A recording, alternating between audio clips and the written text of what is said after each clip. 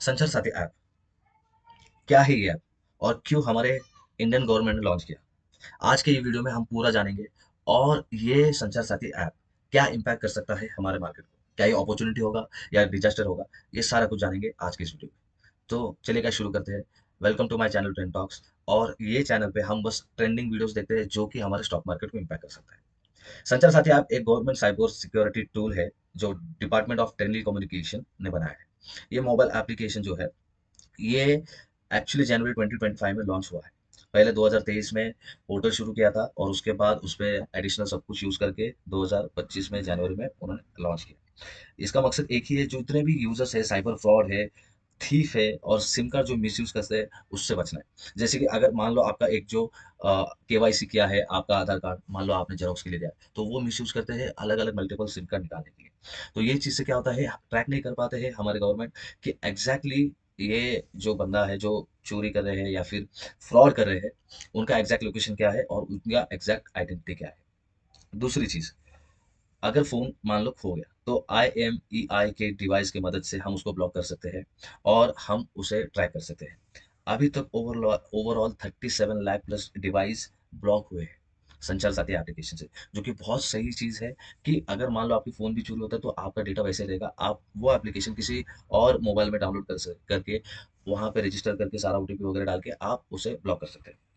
दूसरी चीज़, जो fraud reporting होती है, उसमें क्या होता है कि व्हाट्सएप पे स्कैम आते रहता है, उस पे रिपोर्ट करो। जैसे इम्प्रोनेशन या फाइनेंशियल फ्रॉड आता है कि आप इस एप्लीकेशन पे इन्वेस्ट कीजिए या फिर हमें ये दीजिए, फाइनेंशियल एडवाइस जो भी देते हैं, एक बार पेमेंट होने के बाद आपको ब्लॉक कर देते हैं। तो वो चीज़ आपके तरफ आना ही बंद हो जाएगा। या फ्रॉड कॉल्स हो गए, जो भी कॉल्स, वो तुरंत वो एप्लीकेशन से ही अगर लिंक है, तो वो बंद हो जाएगा। तीसरी चीज़, आपका कनेक्शन।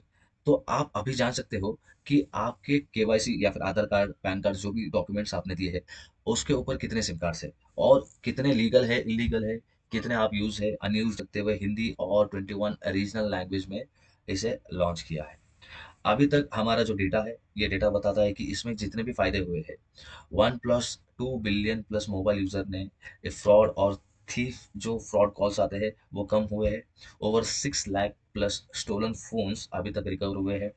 22 लाख प्लस ट्रेस हुए हैं और 1.4 करोड़ प्लस डाउनलोड्स हुए हैं अभी तक के, जो कि बहुत बड़ी बात है। इसको रिस्पॉन्स बहुत अच्छा आ रहा है। आप ये देख सकते हैं कि ये हमें जानना चाहिए एज अ ट्रेडर, क्या ये एप्लीकेशन हमारे लिए एक अपॉर्चुनिटी है या क्या ये इम्पैक्ट कर सकता है मार्केट को। दूसरी चीज़, आप अगर यहाँ पे देख सकते हैं मार्केट में गवर्नमेंट इंटरनल डेटा स्टोरेज, तो गवर्नमेंट के पास अपने इंटरनल डेटा स्टोरेज है। जैसे कि आधार कार्ड के जितने भी डेटा है वो स्टोरेज करे, वैसे ही ये संचार साथी ऐप का जितने भी डेटा रहेगा, वो अपने ये ऐप में सेव करेंगे। वो भी इंटरनल डेटा स्टोरेज हमारे पास ऑलरेडी है, जिसको कहते हैं CIDR, central identities data repository. तो हमने ये जाना कि अभी तक का जो भी है, मार्केट ज़्यादा इम्पैक्ट नहीं करेगा, क्योंकि ये अगर थर्ड पार्टी को अगर हायर करते डेटा स्टोरेज के लिए, तो वो थर्ड पार्टी से इंक्लूड होती और वो स्टॉक मार्केट को इम्पैक्ट करता। जबकि हमारे इंडियन गवर्नमेंट के साथ इंटरनल डेटा स्टोरेज है, तो ये ज़्यादा इम्पैक्ट नहीं करेगा हमारे स्टॉक मार्केट को। और this is what we call fake SMS calls आते हैं, फिर जैसे मैंने आपको कहा फ्रॉड कॉल्स आते हैं, इसमें प्रिवेंट होगा, जिससे आप मार्केट में जो भी इन्वेस्ट कर रहे हैं ब्लाइंडली, उससे बच सकते हो। इनडायरेक्टली भी मार्केट को ये अच्छा इम्पैक्ट कर रहा है ये एप्लीकेशन। दूसरी चीज़ आप देख सकते हो कि ये हफ्ते भर से हमने जब देखा है डाउन ट्रेंड चल रहा है, तो इंडियन स्टॉक मार्केट को ज़्यादा इम्पैक्ट नहीं हुआ है। और dot has introduce a financial fraud tricks that shares bank UPI high risk number device with bank. तो अभी हाल ही में हम अगर देख रहे हैं कि जितने भी थर्ड पार्टी एप्लीकेशंस है, डीमैट अकाउंट्स है, जो कि रजिस्टर नहीं है, टॉप पे नहीं है, उस पे भी हम बैंक UPI लिंक करते हैं, जो कि रिस्क बढ़ा देता है। तो ये भी चीज़ प्रिवेंट करेगा और हमें बैडली इम्पैक्ट नहीं करेगा। तीसरी चीज़, UPI apps which exchange in the Indian market and wallet. जैसे कि अभी आप देख सकते हो कि कुछ कुछ और भी यूजर्स हैं जो कि फॉरेन एक्सचेंज करते हैं। हमारे जो इंडियन करेंसी है वो किसी और करेंसी में वॉलेट थ्रू ट्रांसफ़र होता है।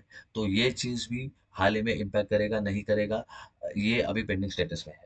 क्योंकि जब हम UPI लिंक करते हैं, इंडिया से बाहर पैसे भेजते हैं, तो ये चीज़ आती है सिक्योरिटी के अंडर और सेबी रजिस्टर्ड के अंदर। तो ये चीज़ इम्पैक्ट करेगा पॉजिटिवली या बैडली, ये हमें अभी तक जानना है। क्योंकि हाल फिलहाल में हमने देखा है कि जितने भी क्रिप्टो यूजर्स है, जिनके अगर बाहर बैंक से अकाउंट से बाहर रहते हैं तो उनके लिए बहुत ईजी है, बट वो जब एक्सचेंज करते हैं तो यहाँ पे पेमेंट गेटवे में प्रॉब्लम आ सकता है। तो ये चीज़ को आप बहुत अच्छी तरीके से स्टडी कीजिए। अभी जितने भी ट्रांज़ैक्शन कर रहे हैं जो कि नॉन रजिस्टर्ड एप्लीकेशंस है, जो कि बाहर के एप्लीकेशंस है, जो भी कोई भी दावा नहीं करते, कोई भी सिक्योरिटी नहीं होती है, तो उस चीज़ से आप बचे रहिए। क्योंकि अभी पता नहीं कितने चेंजेस आने बाकी है और संचार साथी ऐप में, क्योंकि ये पूरा डेटा हमारा सिक्योर होगा विथ बैंक अकाउंट्स और जितने भी लिंक्स है, वेबसाइट है, सारा कुछ। That's all for the video today. Guys, अगर आपको सही में वीडियो अच्छा लगा तो लाइक एंड सब्सक्राइब कीजिए। दूसरी चीज़, ऐसे फ्रॉड चीज़ों से बचिए जहाँ पे एप्लीकेशन जो थर्ड पार्टी होती है, जहाँ पे कोई दावा नहीं करता। ये हमारे बहुत ही हार्ड मनी है और इसे वाइजली यूज़ कीजिए और वाइजली इन्वेस्ट कीजिए। और ऐसे ही नॉलेजेबल वीडियोज़ के लिए मेरे साथ जुड़े रहिए मेरे चैनल पे, पेन टॉक्स। चलिए मिलते हैं अगली वीडियो पे। Thank you so much.